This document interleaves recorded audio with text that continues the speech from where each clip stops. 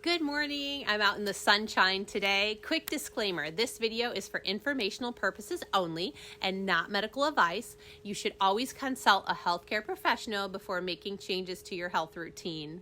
But hi, I'm Lindsay, ambulatory care clinical pharmacy specialist and health nerd.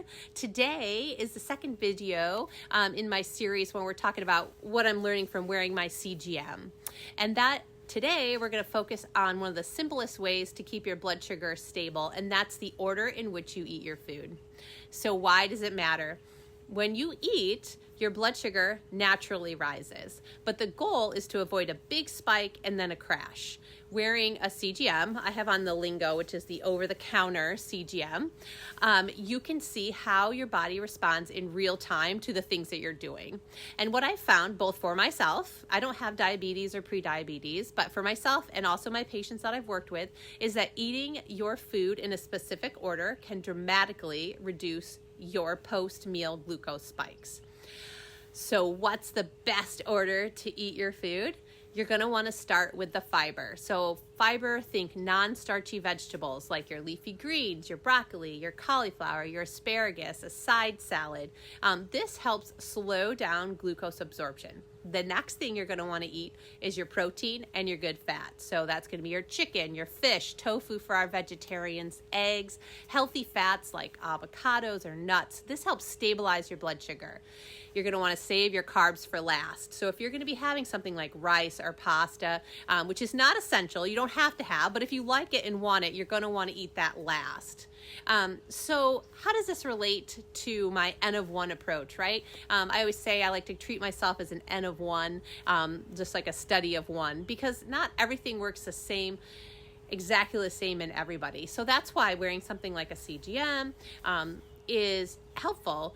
You can become your own N of 1 experiment and see how your body reacts in real time. And then you can make little adjustments that work for you. I will say though, across the board, the order in which you eat your food has worked for a lot of people, but maybe there's some, different things that you need to do, and you could learn from that. But keeping your blood sugar steady instead of spiking up and crashing down means a lot.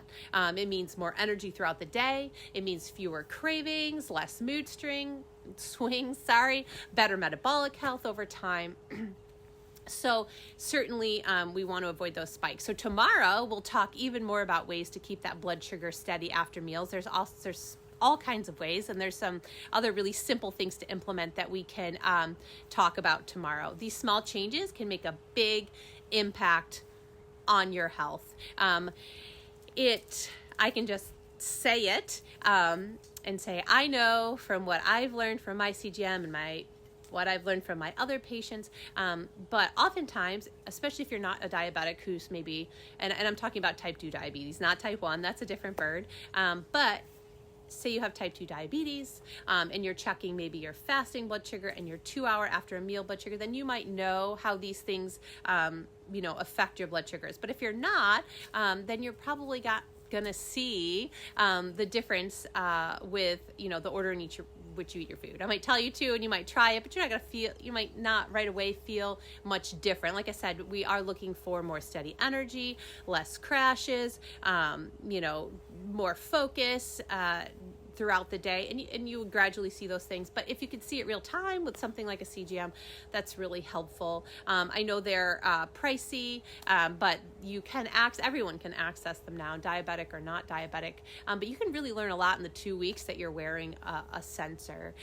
So we will continue this series, throughout the week. So if you're interested, subscribe, follow along, ask me questions. Is there something you'd like to see? Is there, something you'd like to hear or for me to discuss? So follow along. I'm glad you stopped by, and I hope you have a wonderful day.